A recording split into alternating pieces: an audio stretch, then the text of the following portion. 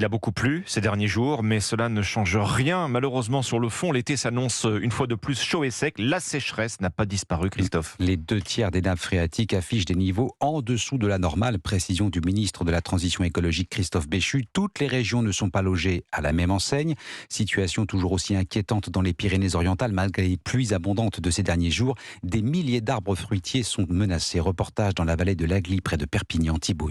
Face à ces sacs presque vides d'abricots et d'amandes, Bernard, cultivateur, est désolé. Le sol de ses champs est sec comme il ne l'a jamais vu dans sa vie. J'ai 66 ans et on a toujours eu des pluies à l'automne, des pluies d'hiver.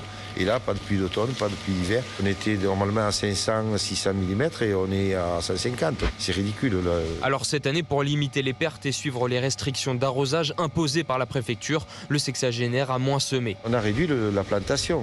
Tout ce qui est des courges d'hiver, tout ça, on a réduit de 50% les surfaces. Et double peine, les chaleurs de l'année dernière font toujours souffrir ces champs et les récoltes sont mauvaises. Là, on a des vergers où il y a 20% uniquement de la production. Les amandiers n'ont pratiquement pas d'amandes parce qu'ils ont souffert l'automne dernier. Ça va nous impacter financièrement et bon, jusqu'à quel point, on va voir. Pour le moment, Bernard lutte pour ne pas monter ses prix, mais pourrait bien s'y résoudre si la canicule revient chaque année. À Pia, près de Perpignan, Thibaut, Europe 1.